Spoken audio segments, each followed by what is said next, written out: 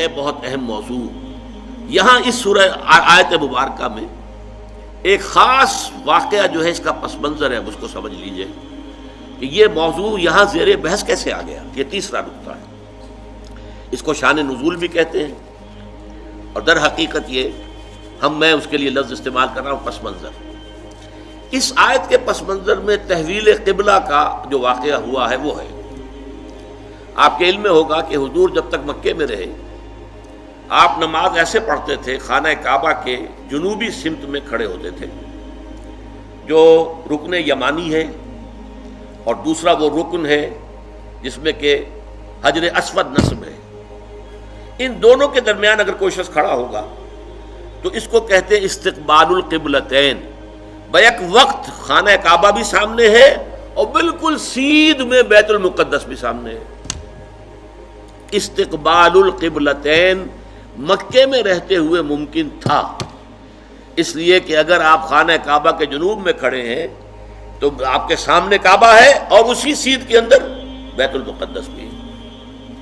لیکن جب آپ ہجرت فرما کر تشریف لے آئے مدینہ منورہ، اب مدینہ منورہ کے جنوب میں ہے بیت اللہ خانہ کعبہ مکہ مکرمہ، اور شمال میں ہے بیت المقدس.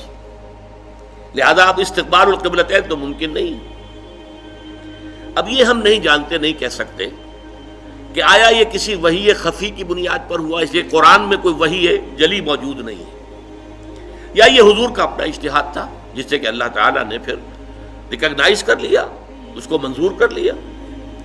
لیکن حضور نے مدینے جا کر نماز پڑھنی شروع کی بیت المقدس کی طرف رخ کر کے، شمال کی طرف، اور خانہ کعبہ پشت پر ہے. یہ چیز شاخ گزر رہی تھی ان لوگوں کو جو مکے سے چل کر آئے تھے. جتنی محبت انہیں خانہ کعبہ سے تھی اس کا ہم اندازہ نہیں کر سکتے. خود حضور جب روانہ ہوئے تھے مکے سے ہجرت کے لیے تو آپ خانہ کعبہ کے پردے پکڑ کر چمٹ کر آپ نے کہا تھا کہ اے کعبہ تجھے معلوم ہے، اے بیت اللہ تو جانتا ہے مجھے تجھ سے کتنی محبت ہے، لیکن یہاں کے لوگ مجھے یہاں نہیں رہنے دے رہے، میں یہاں سے جانے پر مجبور ہوں، کہ تجھ سے ہجرت کر کے جا رہا ہوں. اس حوالے سے سب کو پسند تھا. لیکن یہ کہ نماز پڑھ رہے ہیں خانہ کعبہ کی بجائے بیت المقدس کی طرف رخ کر کے. اس کے بعد 16-17 مہینے کے بعد قرآن مجید میں حکم آ گیا، قد نرى تقلب وجهك في السماء فلنولينك قبلة ترضاها فول وجهك شطر المسجد الحرام. اے نبی ہم آپ کے چہرے کا بار بار آسمان کی طرف اٹھنا دیکھتے رہے ہیں. حضور انتظار کر رہے تھے کہ کب حکم آئے کہ ہم خانہ کعبہ کی طرف رخ کر لیں. اس سے میرا گمان یہ ہے کہ وحی خفی کی بنیاد پر حضور کا فیصلہ تھا. قرآن مجید میں جو وحی آ گئی ہے شامل ہے، اسے وحی جلی کہتے ہیں، اور حضور پر اور بھی وحی ہوتی تھی وحی خفی جو قرآن مجید میں شامل نہیں ہے. بہت سی احادیث در حقیقت وہ وحی ہی پر مبنی ہے، لیکن وہ باللفظ نہیں ہے، بالمعنی ہے، اور وہ وحی جلی نہیں ہے، وحی خفی ہے. تو یہ معلوم ہوتا ہے وحی خفی کی بنیاد پر تھا. لیکن حضور پر بھی شاخ گزر رہا تھا اور مکے والوں پر بھی شاخ گزر رہا تھا، اور حضور بار بار آسمان کی طرف نگاہ اٹھاتے تھے کب جبرائیل آئیں اور کب یہ حکم ہو کہ ہم اپنا رخ بدل دیں اور بجائے شمال کی طرف رخ کر کے نماز پڑھنے کے جنوب کی طرف رخ کر کے نماز پڑھیں. تو اللہ فرماتا ہے قد نرى تقلب وجهك في السماء فلنولينك قبلة ترضاها. اے نبی ہم دیکھتے رہے ہیں آپ کے چہرے کا آسمان کی طرف بار بار اٹھنا، تو لیجئے ہم بدل دیتے ہیں، آپ کا چہرہ کر دیتے ہیں رخ خودی طرف جو آپ کو پسند ہے. فول وجهك شطر المسجد الحرام. تو اب اپنا رخ پھیر دیجئے مسجد حرام کی طرف. فیصلہ حکم آ گیا. اب یہاں نوٹ کیجئے، یہاں وہ جو مذہبی ایک خاص ذہنیت تھی جس کا میں نے پہلے ذکر کیا تھا، جن کے نزدیک ظواہر کی بہت اہمیت ہے. ہر عمل کا ایک تو ہے باطن، اس کی روح، ایک اس کا ظاہر ہے. لیکن عام طور پر جو کٹر قسم کے اور جو زیادہ سمجھدار لوگ نہیں ہوتے، ان کے اندر زیادہ اہمیت جو ہے وہ ظواہر کی ہو جاتی ہے، باطن کی طرف توجہ نہیں ہوتی، روح کی طرف جو ہے توجہ نہیں ہوتی. تو کچھ نہ کچھ مسلمانوں میں بھی ایسے حضرات تھے لیکن اس سے بڑھ کر یہودیوں نے ایک طوفان اٹھا دیا. پہلے تو یہودی خوش تھے، انہیں یہ احساس ہوا کہ محمد تو ہمارے کیمپ فالوور ہیں. جب ہمارے قبلے کی طرف رخ کر کے انہوں نے نماز پڑھنی شروع کی ہے، اس کا مطلب ہے کہ ہی از فالوئنگ اس، تو ہمارے پیروکار ہو گئے، تو جھگڑا کائے کا ہے. لیکن اب جب آ گیا یہ کہ اپنا رخ بدل دیجئے، اب پیٹھ ہو گئی بیت المقدس کی طرف اور رخ ہو گیا خانہ کعبہ کی طرف، تو ان کے کان کھڑے ہوئے کہ یہ تو کوئی مسئلہ جو ہے کچھ اور ہے. ایک نئی امت کی تشکیل ہو رہی ہے اور ایک نئی بالکل شریعت آ رہی ہے، نئی امت جو ہے وہ وجود میں آ رہی ہے. انہوں نے اس کو ایک مسئلہ بنا لیا، پروپیگنڈے کا طوفان کھڑا کر دیا. یہ کیسے نبی ہیں جن کا قبلہ ہی معین نہیں ہے؟ 16 مہینے ادھر رخ کر کے نماز پڑھی. اگر ادھر کا قبلہ تھا تو وہ غلط تھا، تو 16 مہینے کی نمازیں زیرو ہو گئی. اور اگر وہی صحیح قبلہ تھا تو اب جو نمازیں پڑھ رہے ہیں وہ زیرو ہو گئی. قبلہ تو اپنی جگہ سے نہیں ہل سکتا، قبلہ تو ایک ہی ہوتا ہے. ان کا قبلہ ہی معین نہیں ہے. 16 مہینے ادھر رخ کر کے نماز پڑھی، اب ادھر رخ کر لیا. اور جیسا کہ میں نے عرض کیا، مسلمانوں میں بھی ایسے سادہ لوگ، سادہ مزاج لوگ تھے، وہ ان کے اس پروپیگنڈے سے بہت متاثر ہوئے. لہذا ایک خلش، ایک بے چینی، اگرچہ ظاہر بات ہے کہ حضور نے وحی سنائی ہے، اللہ کا حکم آیا ہے فَوَلِّ وَجْهَكَ شَطْرَ الْمَسْجِدِ الْحَرَامِ وَحَيْثُ مَا كُنتُمْ فَوَلُّوا وُجُوهَكُمْ شَطْرَهُ. نہ صرف یہ کہ اب فوراً اپنا رخ جو ہے مسجد حرام کی طرف کر دو، چنانچہ آپ کے علم میں ہوگا جو لوگ وہاں گئے ہیں، وہاں مدینے میں ایک مسجد ہے، مسجد القبلتین.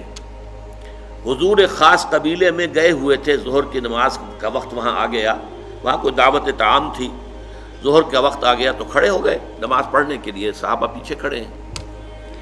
اسی دوران میں، نماز کے دوران یہ آیات نازل ہوئی. حضور نے وہی قبلہ بدلا اپنا، فَوَلِّ وَجْهَكَ شَطْرَ الْمَسْجِدِ الْحَرَامِ. اب حکم الہی آنے کے بعد تو تاخیر 1 منٹ کی بھی جائز نہیں، تو فوراً آپ نے رخ بدل لیا اور تمام نمازیوں نے بھی رخ بدل لیا. اس لیے اس مسجد میں 2 طرف محرابیں بنی ہوئی ہیں. ایک محراب جو ہے وہ شمال کی طرف ہے، بیت المقدس کی طرف، اور ایک محراب ہے مکے کی طرف، جنوب کی جانب. اسی لیے اس کو کہتے ہیں مسجد القبلتین، 2 قبلوں والی مسجد.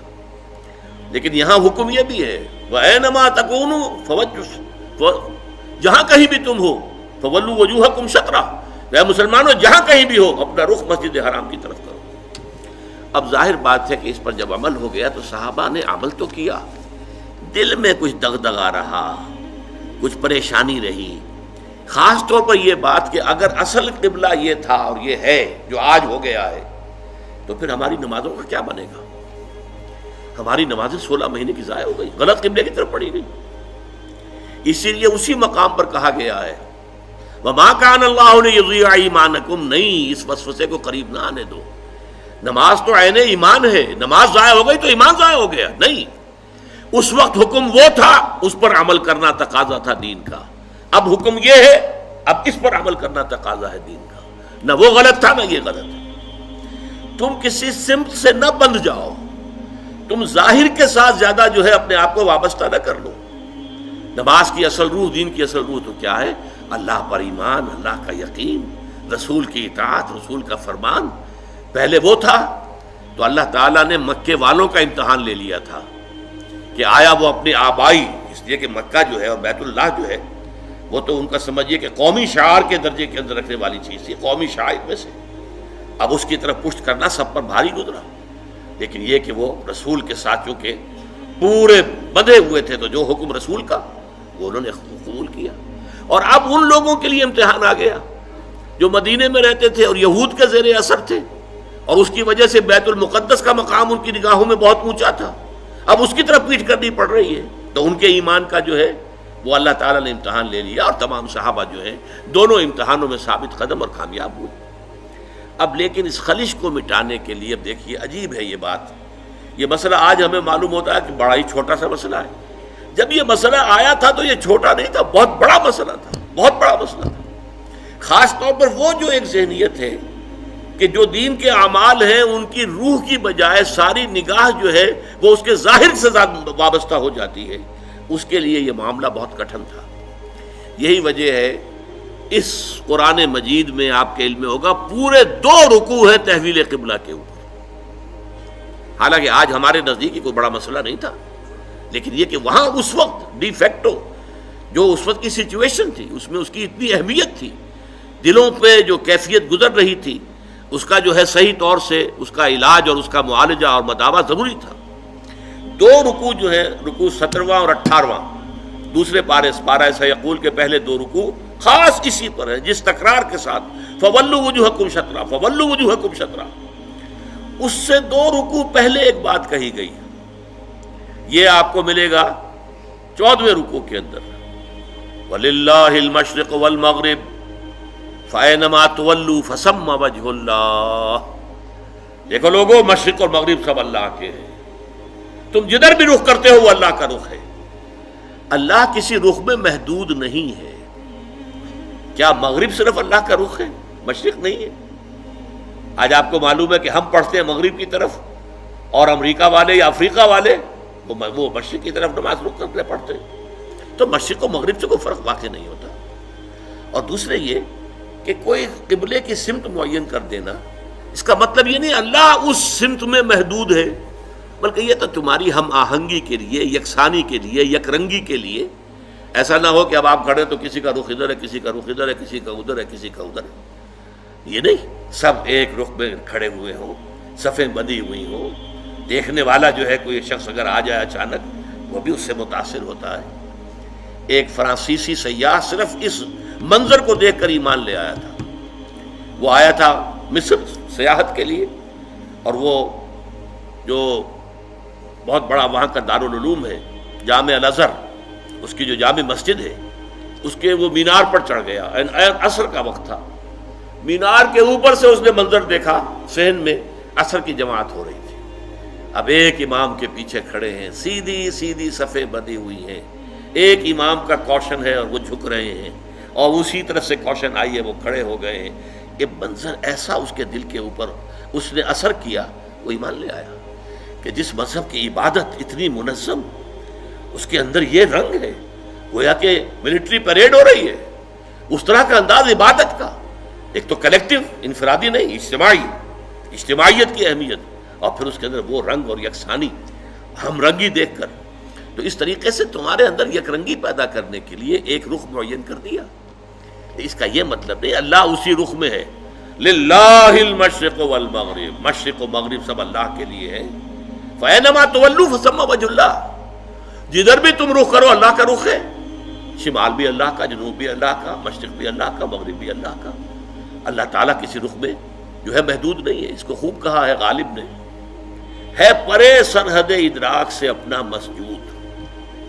قبلے کو اہل نظر قبلہ نما کہتے ہیں، یعنی ہم جسے سجدہ کر رہے ہیں کعبے کو سجدہ نہیں کرتے ہم، چاہے وہ لوگ جو مسجد حرام میں کھڑے ہو کر وہ وہاں پر صفیں باندھے ہوئے کعبے کے گرد کھڑے ہوئے ہیں، مسجود کعبہ نہیں ہے، معاذ اللہ، مسجود صرف اللہ ہے۔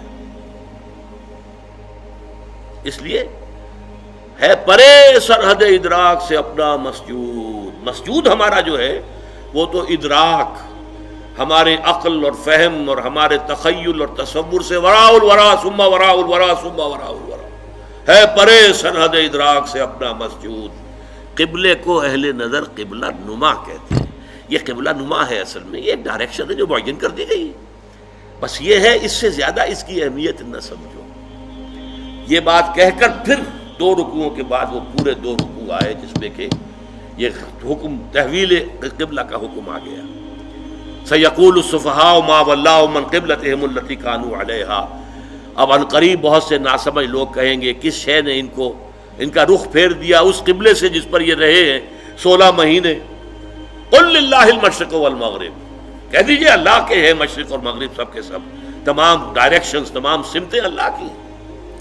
اب دیکھیے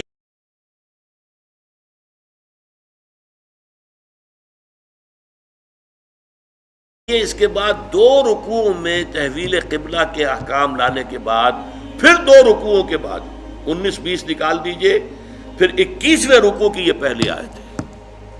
گویا کہ یوں سمجھیے کہ یہ جیسے میرا دھڑ ہے، دو رکوع 17-18 یہ تو میرے دھڑ کے مانند ہے کہ دو رکوع مکمل ہے تحویل قبلہ کے حکم پر، لیکن دو رکوع پہلے بھی ایک آیت آ گئی، للہ المشرق والمغرب فَإَيْنَمَا تُوَلُّوا فَثَمَّ وَجْهُ اللَّهِ۔ اس کے بعد بھی اگر کوئی خلش رہ گئی، کوئی دل کے اندر جو بے اطمینانی رہ گئی، ہوں گے کچھ لوگ، اب اس کے لیے آخری جس کو کہیں گے موپنگ اپ آپریشن، 2 رکوعوں کے بعد، لَيْسَ الْبِرَّ أَن تُوَلُّوا وُجُوهَكُمْ قِبَلَ الْمَشْرِقِ وَالْمَغْرِبِ